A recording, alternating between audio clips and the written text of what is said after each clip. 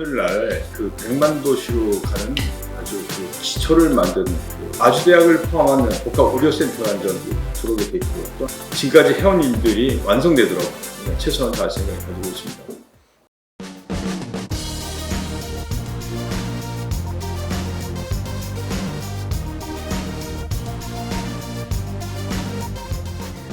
안녕하십니까. 아나운서 이주입니다. 인구 100만을 목표로 미래 첨단 도시로의 도약을 위해 가파르게 성장 중인 곳이 있습니다. 바로 평택시인데요. 시민 중심 새로운 평택이란 비전으로 민선 7기 평택시정을 이끌어 오신 분이죠. 정장선 평택시장님 모셨습니다. 네, 시장님 안녕하세요. 네, 안녕하십니까. 네, 반갑습니다. 반갑습니다. 네, 시장님께서는 삼선 국회의원을 지내시고 4년 동안 평택시정을 이끌어 오셨는데요. 네, 그동안의 소회가 어떠신가요?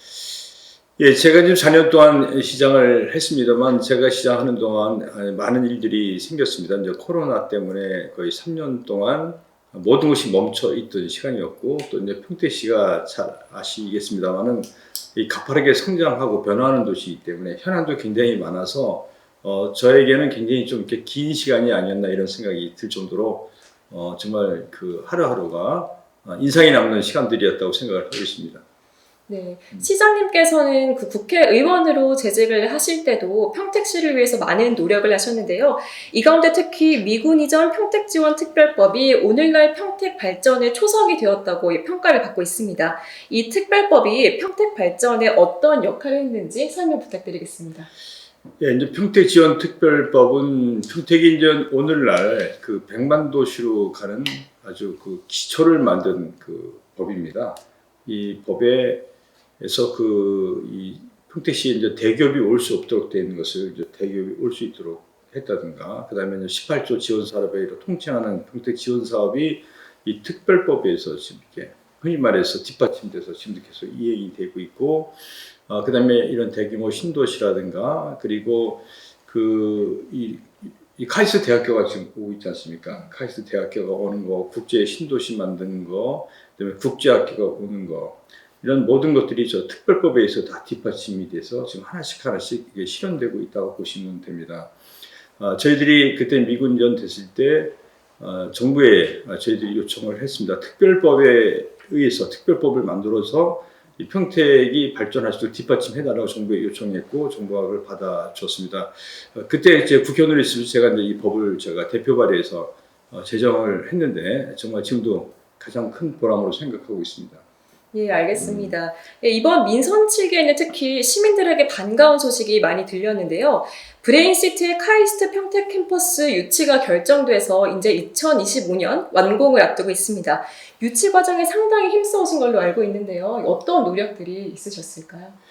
예, 저희들이 이제 이 브레인시티에는 이제 대학 부지가 있습니다. 원래 이제 성대가 오기로 했다 그 대학생들이 워낙 데모를 이렇게 반대를 심하게 해서 이제 안 오게 됐고요. 그래서 저희들이 어느 대학교를 오면 좋을까를 고민하고 정말 많은 노력을 했었습니다. 그때 이제 카이스트가 대학 부지를 찾고 있다는 걸 알게 되었고, 그래서 제가 직접 카이스트 총장님을 비롯해서 뭐 부총장님, 거의 중요한 분들 다 만나보고 또 여러 번 만났습니다. 그리고 일단 지금 반도체 때문에 국가가 전체적으로 심각한 어떤 위기의식을 느낄 때이기 때문에, 또 여기 바로 옆에 그 삼성 반도체, 세계 최대 반도체 공장이라고 하는 삼성 평택 캠퍼스가 있지 않습니까? 그래서 이 삼성을 또 설득해가지고 삼성과 이 카이스트가 같이 하는, 그러니까 삼성에서 장학금을 제공하고 이 카이스트는 이제 학생들을 이렇게 키우는 그런 초기 단계에 약간 이 반도체 학과를 비롯해서 이 반도체 관련 학과를 먼저 만들고, 그 다음에 이제 2단계, 3단계 이렇게 해서 계속 확대를 해나가자고 제안을 했고, 카이스트 대학도 그 부분을 이제 동의를 했고, 삼성도 동의하고 해서 빠르게 진행됐습니다. 근데 이 과정 속에서 역시 또 가장 어려운 것 중에 하나는 이 카이스트는 국립대학교이기 때문에 수도권에 오기 위해서는 이제 정부의 동의도 필요하고 또 국회의 동의도 필요했기 때문에 저희 정부나 국회에 많은 협조를 요청해서 정부나 국회 또 모든 분들이 다 협조를 잘 해주셔서 평택에 이제 이렇게 카이스트 대학교가 오게 됐습니다. 이제 카이스트 대학은 이제 평택 캠퍼스를 중심으로 해서 이제 카이스트가 지금 세계 한 37위에서 한 40위권 되는 아주 우리나라에서 이제 최고의 대학교인데 이 카이스트에서는 이제 평택 캠퍼스와 대전 캠퍼스를 합해서 세계 10위 대학까지 성장하겠다는 목표를 가지고 있기 때문에 저희들 기대가 크고 또 최대한 뒷받침해서 카이스트가 평택에서 성장해서 세계 10위권 대학까지 가도록 하는데 저희들도 최선을 다하려고 생각을 하고 있습니다. 예, 알겠습니다. 이 카이스트 대학교 유치뿐만 아니라 이 평택의 수건 사업이었던 대학병원 유치도 지난달 확정이 됐는데요. 이에 대한 설명도 부탁드리겠습니다. 네, 지금 뭐 아시다시피 그 자리에는 이제 아주대학병원이 이제 원래 여기로 이렇게 돼 있었습니다. 그래서 저희들이 여기도 어려움이 많이 있었습니다. 워낙 규모가 큰 데다가 여러 가지 이 경기도 협의하는 것에서 어려움이 있었습니다만은 지금 두 가지 큰 문제가 저희가 해결이 됐습니다. 뭐 첫 번째는 이제 아주대학병원이라고 하는, 그러니까 평택에 대학병원이 꼭 있어야 한다는 염원이 있었지 않습니까? 그래서 이제 대학병원, 그 아주대학을 포함한 복합의료센터가 이제 들어오게 됐고, 또 하나는 이제 서부 지역은 아시다시피 그 큰 병원이 없습니다. 특히 이번에 코로나를 경험하면서 이 큰 병원이 없는 게 얼마나 그 지역에 큰 어려움을 전적으로 절실하게 느꼈거든요. 그래서 저희들이 그 지역에 큰 병원을 유치하는 것이 정말 큰 목표 중에 하나였었는데, 그 화양지구에 저희들이 이제 500병상 이상 규모 되는 그 종합병원이 이제 들어오기로 최종 확정이 됐습니다. 그래서 이 아주대학병원하고 그다음에 그 화양병원 서부 지역에 이 두 병원이 이제 오기로 함으로써 평택의 의료 수준을 좀 한층 더 높이게 됐습니다. 기존의 금문인 병원이나 성모병원 등 기존의 병원들도 큰 역할을 해주셨기 때문에 또 새로 들어온 병원들과 서로 힘을 합쳐서 평택이 이제 의료 수준에서도 국제 도시에서 손색이 없도록 저희들이 잘 해나갈 생각입니다. 네, 이 화양병원이랑 아주대학교 병원 언제 개원하는지도 설명 부탁드립니다. 예, 지금 아주대학병원은 저희가 한 27년경이면 이렇게 문을 열도록 저희들 노력할 생각이고요. 그다음에 화양병원도 한 26년 정도 목표를 하고 있는데 저희들이 병원하고 더 협의를 해서 좀 더 당길 수 있도록 저희가 최선을 다하도록 하겠습니다. 예, 26년, 27년 개원을 목표로 조속히 추진하시겠다는 말씀이셨습니다. 이번에는 평택의 미래 경제에 대해서 한번 얘기 나눠보도록 하겠는데요. 네. 예, 평택의 미래 경제가 수소와 탄소 중립으로 그 답을 찾아가고 있습니다. 앞서 전국 최초로 탄소 중립 수소 복합지구를 조성하신다고 선포하시기도 하셨는데요. 미래 수소도시 평택은 어떤 모습인가요? 예, 평택하면 이 환경적으로 굉장히 취약한 도시입니다. 그러니까는 녹지가 전국에서 가장 낮은 비율을 가지고 있는 도시. 그다음에 여기가 좀 항구가 있고 또 주변에 이렇게 화력발전소 같은 에너지 시설이 밀집되어 있어서 미세먼지가 굉장히 많은 도시 중에 이렇게 하나입니다. 그래서 평택은 이 환경 문제는 이제는 평택의 사활이 걸릴 문제고 미래를 발전하기 위해서는 이 문제 해결하지 않고서는 나갈 수 없는 그런 절박한 상황에 놓여 있는 도시입니다.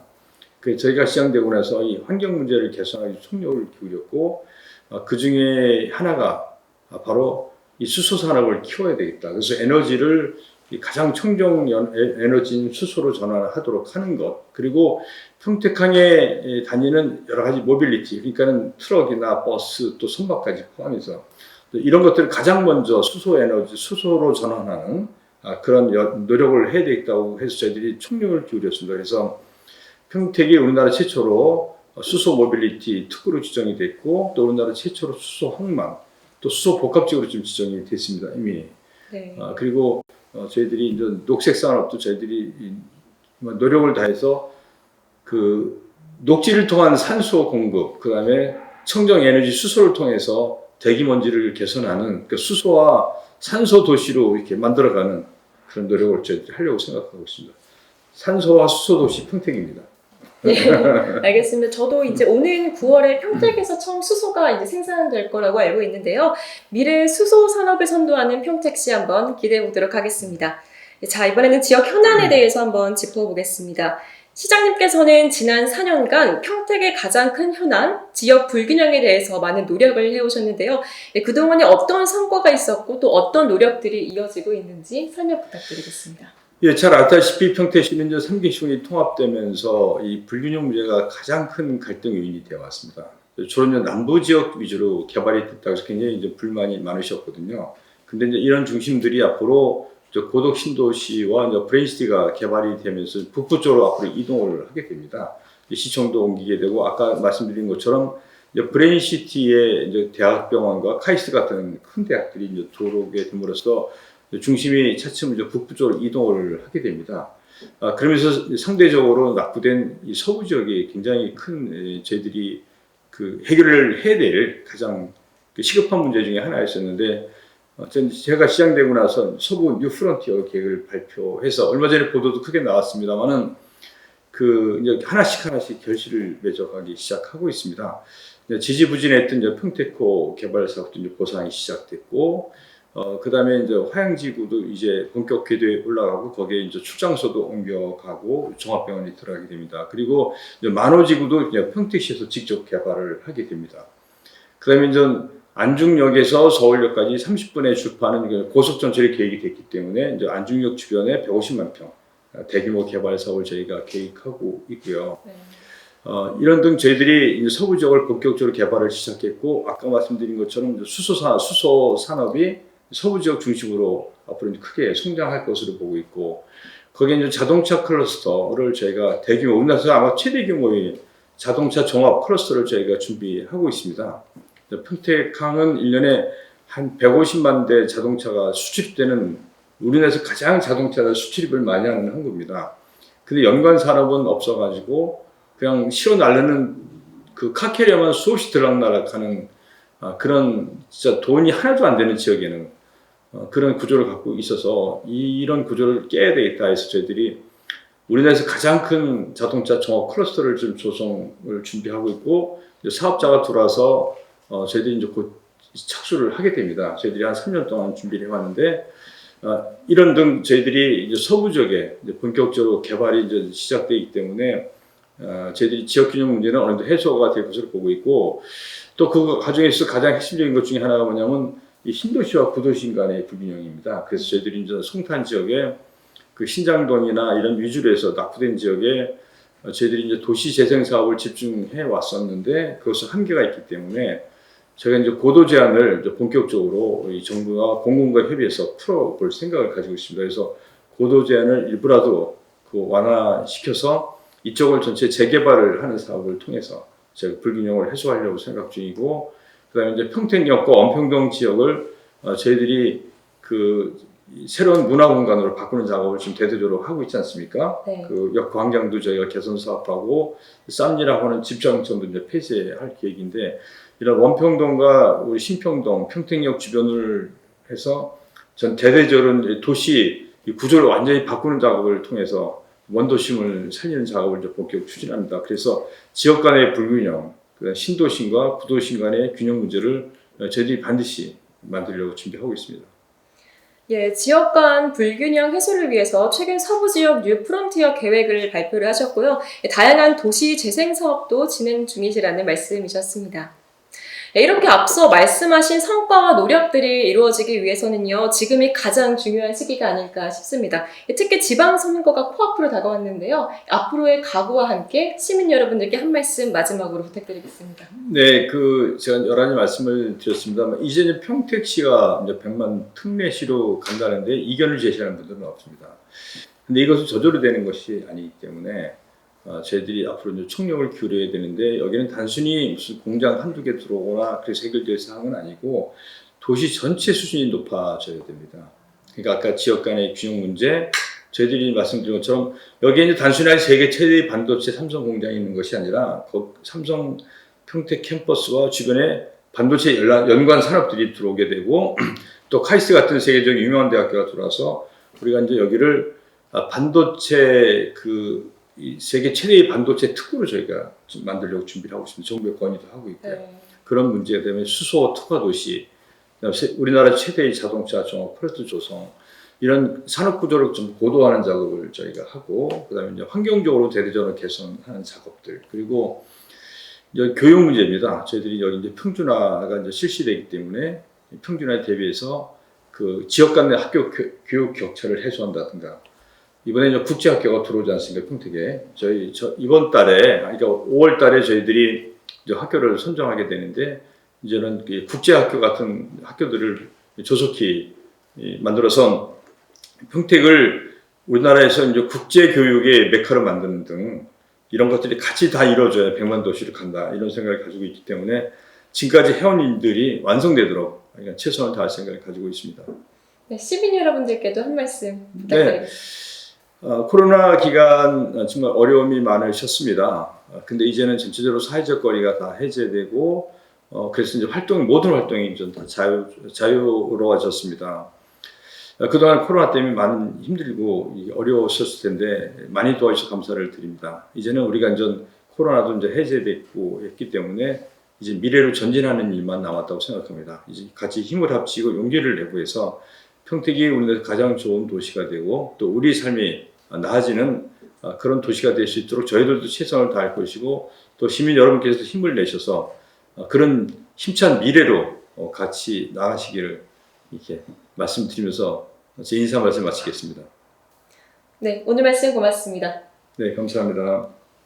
네, 오늘 인터뷰는 사람이 중심이 되는 도시를 만들기 위해 민선 7기 평택시정을 돌보신 정장선 시장님과 함께했습니다. 시청해주신 여러분 고맙습니다.